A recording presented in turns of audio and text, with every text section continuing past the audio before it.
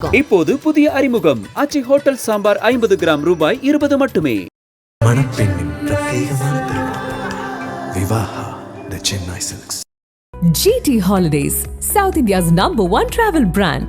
You know you are special when you're with GT Holidays. அன்பில் இல்லத்தில் நடைபெறக்கூடிய இந்த திருமண விழாவிற்கு வருகை தந்திருக்கக்கூடிய அனைவரையும் வரவேற்று மகிழ்ந்திருக்கக்கூடிய துணை முதலமைச்சர் தம்பி உதயநிதி அவர்களை, வாழ்த்துறை வழங்கியிருக்கக்கூடிய முதன்மைச் செயலாளர் மாண்புமிகு அமைச்சர் கே நேரு அவர்களை, இங்கே எனக்கு முன்னால் நன்றி உரையாற்றியிருக்கக்கூடிய மாண்புமிகு அமைச்சர் தம்பி அன்பில் மகேஷ் பொய்யாமொழி அவர்களை, அருமை சகோதரர் துரை சந்திரசேகர் உள்ளிட்ட பல்வேறு மாவட்டங்களிலிருந்து வருகை தந்திருக்கக்கூடிய மாவட்ட கழகத்தினுடைய செயலாளர்களை, மாண்புமிகு அமைச்சர் பெருமக்களை, நாடாளுமன்ற சட்டமன்ற முன்னாள் இந்நாள் உறுப்பினர்களை, தலைமை கழகத்தினுடைய நிர்வாகிகளை, ஒருங்கிணைந்த தஞ்சை மாவட்ட கழகத்தினுடைய நிர்வாகிகளை, உள்ளாட்சி பிரதிநிதிகளை, மணக்கோலம் போன்றிருக்கக்கூடிய மணமக்களை, மணமக்களுடைய பெற்றோர்களை, உற்றார் உறவினர்களை, என் உயிரோடு கலந்திருக்கக்கூடிய தலைவர் கலைஞர் அவர்களின் உயிரினும் உயிரான அன்பு உடன்பிறப்புகளை, உங்கள் அனைவருக்கும் என்னுடைய அன்பான வணக்கம். நம்முடைய நெஞ்சமெல்லாம் நிறைந்திருக்கக்கூடிய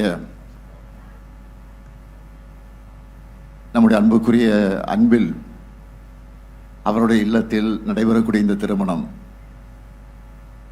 அன்பில் பொய்யாமொழி திருமதி மாலதி அவருடைய பேத்தியும், திரு சுரேஷ் திருமதி எழிலரசி என்கிற சுகி அவருடைய மகளுமான ஓவியா அவர்களுக்கும், வரதையா திருமதி சுலோசனா அவருடைய பேரனும், திரு ஏமச்சந்தர் திரு மோகன் அவருடைய மகனுமான மணமகன் திரு மனோஜ் அவர்களுக்கு நடைபெறக்கூடிய இந்த மணவிழா நிகழ்ச்சியில் பங்கேற்று மணவிழா நிகழ்ச்சிக்கு தலைமையேற்று அதே நேரத்தில் மணக்கோலம் போட்டிருக்கக்கூடிய மணமக்களுக்கு மணவிழாவை நடத்தி வைத்து மணமக்களை வாழ்த்தக்கூடிய ஒரு சிறப்பான வாய்ப்பு எனக்கு கிடைத்திருக்கிறது. வரவேற்புரையாற்றிருக்கக்கூடிய தம்பி உதயநிதி குறிப்பிட்டதைப் போல, இது எங்கள் குடும்பம் என்று சொல்வதா, கழக குடும்பம் என்று சொல்வதா, ஒட்டுமொத்தமாக சொன்னால் நமது குடும்பம் என்ற நிலையிலே தான் இந்த மணவிழா நிகழ்ச்சி நடைபெற்றுக் கொண்டிருக்கிறது. உங்களுக்கெல்லாம் நன்றாக தெரியும், நம்முடைய நெஞ்சமெல்லாம் இருந்திருக்கக்கூடிய அன்பில் அவர்களுடைய கழகப்பணி இந்த மாவட்டத்தில் இருக்கக்கூடிய உங்களுக்கு நான் அதிகம் சொல்ல வேண்டிய அவசியம் இல்லை. தலைவர் கலைஞரிடத்தில் எந்த அளவிற்கு நட்பு கொண்டிருந்தார், தலைவர் கலைஞருக்கு எந்த அளவிற்கு துணையாக இருந்தார். இந்த திருச்சி மாவட்டத்தை பொறுத்தவரையில் கழகத்தை உருவாக்குவதற்கு, கழகம் இன்றைக்கு கம்பீரமாக ஓங்கி நிற்பதற்கு காரணகர்த்தாக்களில் ஒருவராக இருந்த அன்பில் அவர்கள் கடைசி வரையில் கழகத்திற்கு, தலைவர் கலைஞருக்கு பக்கபலமாக இருந்தவர். அதை தொடர்ந்து அவருடைய திருமகன், என்னுடைய ஆரோக்கிய நண்பன் அன்பில் பொய்யாமொழி அவர்கள், அவர் எனக்கு எந்த அளவுக்கு பக்கபலமாக இருந்தார் என்பது உங்களுக்கும் தெரியும். ஆக ஒரு உற்ற நண்பனாக மட்டுமல்ல, என்னுடைய வாழ்வில் ஏற்பட்டிருக்கக்கூடிய பல்வேறு வளர்ச்சிக்கு காரணகர்த்தாக்களில் ஒருவராக இருந்தவர் நம்முடைய அன்பில் பொய்யாமொழி அவர்கள். ஆகவே அப்படி தொடர்ந்தது அந்த உறவு. அதற்கு பின்னால் இங்கே வரவேற்புரையாற்றிய தம்பி உதயநிதி குறிப்பிட்டதைப் போல, இன்றைக்கு அமைச்சராக பொறுப்பேற்றிருக்கக்கூடிய மகேஷ் பொய்யாமொழி அவர்கள் இன்றைக்கு எங்களுடைய குடும்பத்தில் குறிப்பாக உதயநிதி இடத்தில் எந்த அளவுக்கு நட்போடு பழகி அவர் இன்றைக்கு வளர்ந்து சட்டமன்ற உறுப்பினராக பொறுப்பேற்று அமைச்சராகவும் பொறுப்பேற்று பள்ளிக்கல்வித்துறை அமைச்சராக பொறுப்பேற்று ஒரு பள்ளிக்கல்வித்துறை அமைச்சர் எப்படி பணியாற்ற வேண்டும் என்பதற்கு எடுத்துக்காட்டாக விளங்கிக் கொண்டிருக்கக்கூடியவர் தான் நம்முடைய அன்பில் மகேஷ் பொய்யாமொழி அவர்கள். சட்டமன்றத்தில் உரையாற்றினாலும் சரி, பல்வேறு நிகழ்ச்சிகளில் கலந்து கொண்டு உரையாற்றினாலும் சரி, எந்த புள்ளி பொருளையும் கையிலே வைத்துக் கொள்ளாமல் எதையும் படபடவென்று கம்ப்யூட்டரை போல பேசக்கூடிய ஆற்றலை பெற்றவர் நம்முடைய அன்பில் மகேஷ் பொய்யாமொழி அவர்கள். அவரை பார்த்து எல்லோரும் பாராட்டுகிற போது அவருடைய தந்தை என்னுடைய அருமை நண்பர் பொய்யாமொழி எந்த அளவுக்கு சந்தோஷப்படுவாரோ அதை விட அதிகமாக நான் சந்தோஷப்பட்டிருக்கிறேன், இப்பொழுது சந்தோஷப்பட்டுக் கொண்டிருக்கிறேன். இது இப்படி தொடர்ந்து இன்னும் அது அன்பிலோடு முடியல, தலைவர் கலைஞரோடு முடியல, என்னோடு முடியல, நம்முடைய அன்பில் பொய்யாமொழியோட முடியாது. அதே போல் நம்முடைய உதயநிதி மகேஷோட முடிய போவதில்லை. உதயநிதியுடைய மகன் இன்பனாக இருந்தாலும் சரி, மகேஷுடைய மகன் இனியனாக இருந்தாலும் சரி, அவருடைய நட்பும் இன்றைக்கு தொடர்ந்து கொண்டிருக்கிறது. ஆக வாழையடி வாழையாக இந்த நட்பு தொடர்ந்து கொண்டிருக்கிறது என்பது உங்களுக்கு எல்லாம் நன்றாக தெரியும். இந்த மணவிழா நிகழ்ச்சிக்கு எந்த சூழ்நிலை நான் வந்திருக்கேன் என்பது உங்களுக்கும் தெரியும். நேற்று இரவு வரை கூட்டணி கட்சியோடு பேசி ஒரு ஒப்பந்தத்தை முடித்துவிட்டுத்தான், அது வெற்றிகரமாக முடித்துவிட்டுத்தான், எல்லோரும் பாராட்டக்கூடிய வகையை முடித்துவிட்டுத்தான் இன்றைக்கு நீங்கள் எல்லாம் வாட்ஸ்அப்பில் சோசியல் மீடியாவெல்லாம் பார்த்துருக்கலாம்.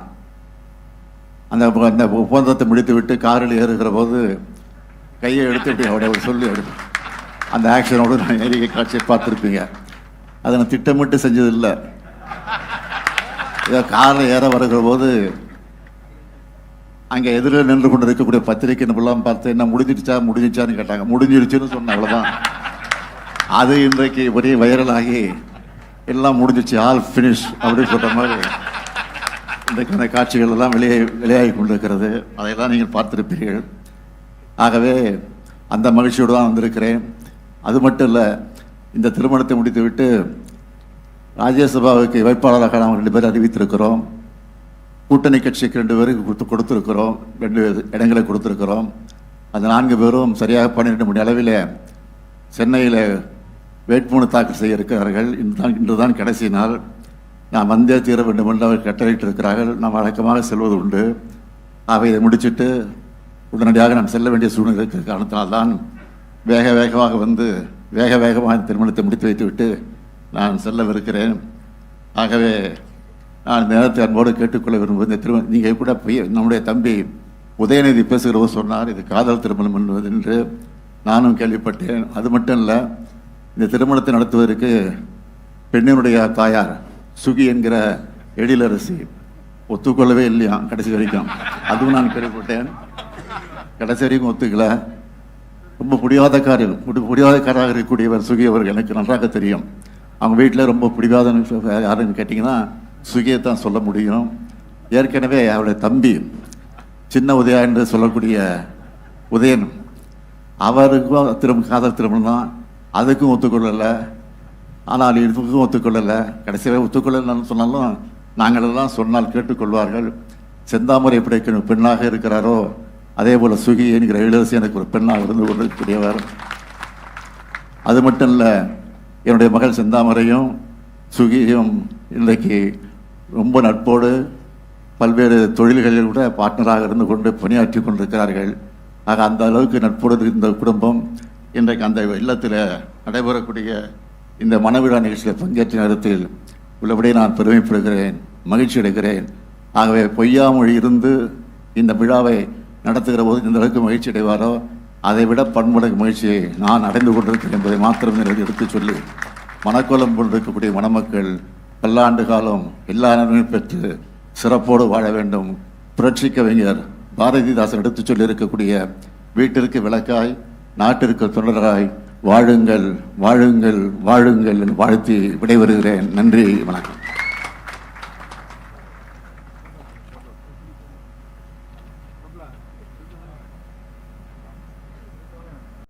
நக்கீரன் டிவிக்கு சப்ஸ்கிரைப் செய்யுங்கள். உங்கள் ஆதரவே எங்கள் பலம்.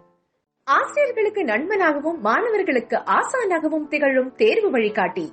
ஒவ்வொரு பாடத்திற்கும் அனுபவமிக்க ஆசிரியர்களின் துல்லியமான தெளிவான விடைகள். CNC இருக்கு, தேர்வு பயம் எதற்கு? இது தீரன் பப்ளிஷிங் ஹவுஸ் விற்பனை வெளியீடு.